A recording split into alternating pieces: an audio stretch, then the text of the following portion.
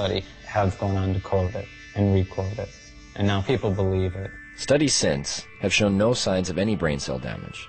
In 2005, new research suggested that marijuana could possibly stimulate brain cell growth. That study hasn't received the same attention. Another common belief, marijuana causes lung cancer. In the 1999 study by the Institute of Medicine that was paid for by the United States government, they had to use words like may and should cause cancer. We've been hearing for years them trying to say that it causes lung cancer, and we say, really, that's interesting because you can't even show us one case of cancer being caused by cannabis use alone. You definitely have to do it moderately because it does paralyze the cilia, but if it's not radioactive, you're probably not going to get cancer from it. Smoking can be harmful because of the proper use of smoke. Not as a result of anything in the cannabis plant, but because they're intaking heated plant matter into their lungs. People said, well, you don't know, we haven't been smoking it long enough. Look what happened with cigarettes. We've had about 4 decades, or more than 4 decades of experience. If this were going to show up, it should have shown up by now. Finally, a study came out just in the last month verifying that cannabis smoke does not cause cancer. It's different than nicotine.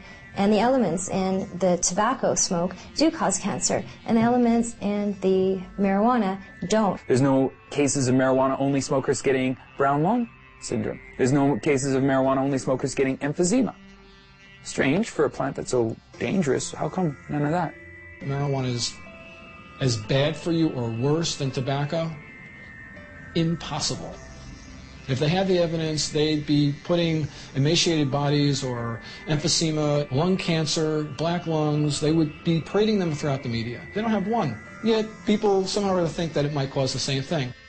In fact, if you look at the straight deaths from substances, a different type of picture starts to appear. The #1 killer in the country?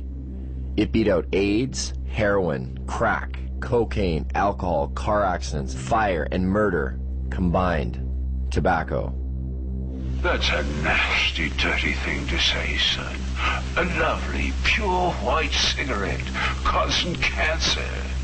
It gets me right here. With an average of 430,000 deaths per year, considering it's a #1 killer, it's interesting to know that tobacco receives government subsidies and is grown with radioactive fertilizer.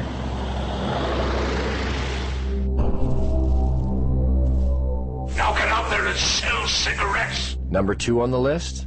If we don't include poor diet and physical inactivity, with well over 85,000 deaths a year, alcohol.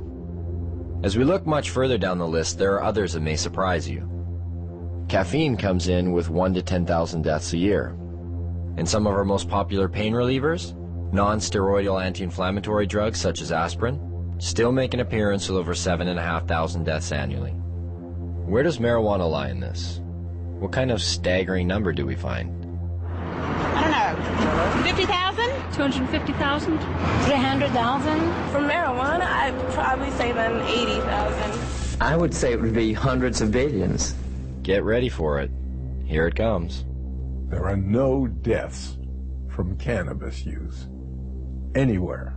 You can't find one. In 10,000 years of known use of marijuana, there's never been a single death attributed to marijuana. There's 400,000 deaths in America alone every year that are directly attributed to tobacco. I've heard that you have to smoke something like 15,000 joints in 20 minutes to get a toxic amount of delta-9 tetrahydrocannabinol. I challenge anybody to do that. And even in the animal studies where people have loaded animals up with doses that would be hundreds of times what a human could possibly be exposed to, no, the animals don't die. The LD50 seems to be astronomical. I mean, you can die from ingesting too much aspirin. You can die from ingesting too much coffee. The drug warriors who say we have to protect society, save these people, are being just a little bit disingenuous. Not one university or medical facility has ever recorded a single death directly attributed to marijuana. But never mind that. There's other problems, other reasons to fear it. Take addiction, for example. There are more kids in addiction clinics for marijuana than any other substance. This must mean that marijuana is the most addictive substance today. It's undoubtedly true that there are more teenagers and kids in treatment for marijuana than all the other drugs combined. What the DEA never tells you is why that's true. A kid is caught possessing or smoking marijuana. He's taken to court. He's given a choice. Either you know, some horrible penalty, or you go to a treatment center. Obviously chooses to go to treatment, and goes to treatment there, he's considered an addict. But then the DEA gets to point to that stat and say, look at all these kids in treatment for marijuana. God, it must be because today's marijuana is not the marijuana that your parents were smoking. As far as I understand, only 3% of the people in treatment for marijuana are there voluntarily. The other 97% were told to by their guardian or told to by a judge. So you can choose between jail or treatment. And a lot of people choose treatment.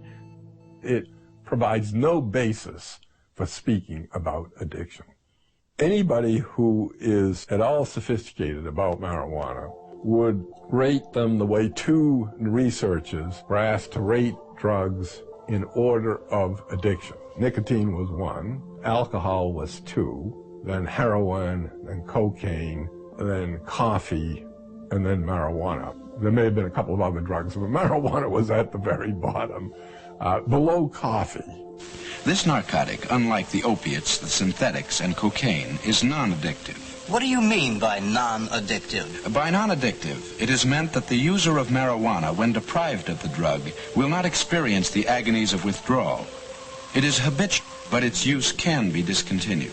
Then what is its danger? It's used as a scapegoat for covering up underlying problems in people, especially young people. Here I am. Don't ignore me. If you use marijuana on a daily basis for a year or so, and you stop using it, you're going to notice some differences, but nothing like the kind of withdrawal people will experience in withdrawing from either tobacco or heroin. But why would the government and the DEA want to put a statistic like that out there? We'll learn more about that later.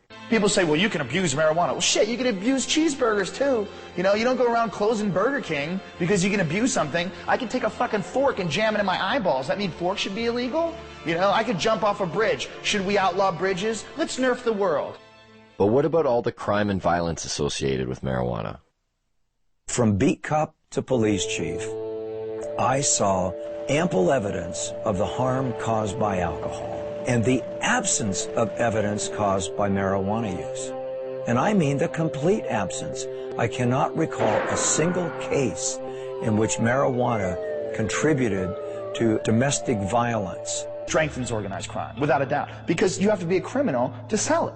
It's that simple. We should legalize marijuana, tax the hell out of it, and put every dime back into the healthcare system. Taxation and legalization? Doesn't that seem a little extreme? Wouldn't it be better to just decriminalize? Legalization is just kind of a goofy concept. To say that it's legal to own something, to use it, to possess it, but not to produce it or sell it, just seems like this illogical position, because where did this stuff come from? It's the worst of both worlds. Sends out an incredibly bad message. It should be controlled like alcohol, like tobacco. The total impact for the U.S. budget from legalizing marijuana and taxing it at rates like alcohol and tobacco is somewhere in the $10 to $14 billion range. It can be used to pay for healthcare costs. It can be used to rebate to lower taxes and give people lower tax rates. It can be used for highways, for hospitals, for national defense. It's $14 billion and can be used for whatever its best use is. And yet, the only one paying the costs for all of this are the taxpayers. People like you and me. Even further, this whole deal is over a drug that seems to pose no more of a threat than the substances we already regulate. At the very least, why isn't this up for debate? Dwight Eisenhower once spoke of a military-industrial complex. Have we built up a marijuana prohibition complex? The real war on marijuana didn't start until 1972, and President Nixon said, you know, it's all the Jews smoking pot. And I mean, he really said that.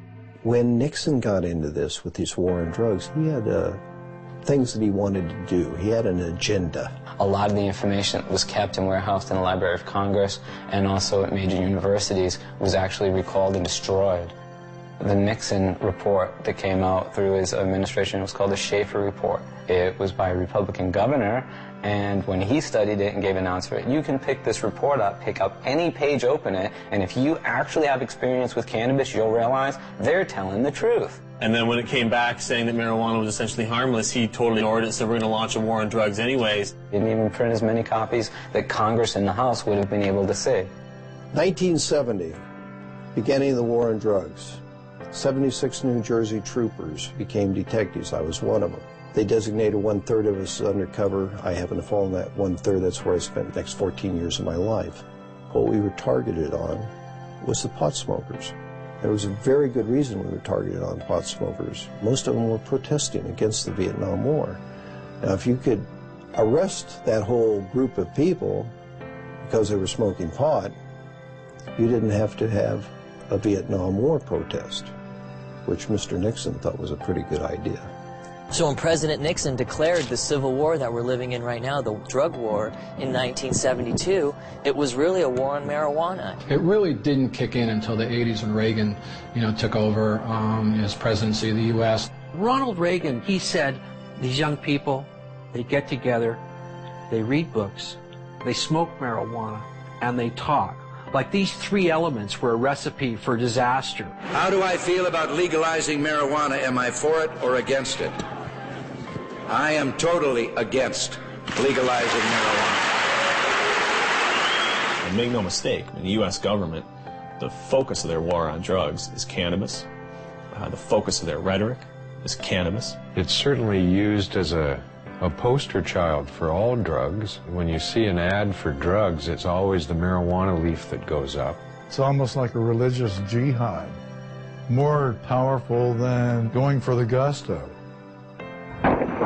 Causes people to think. When people think, they question. They question things like, say, the war in Vietnam, or race separation of blacks and whites like they did in the 30s in the jazz clubs, or women's rights, or the Gulf War, or oil wars.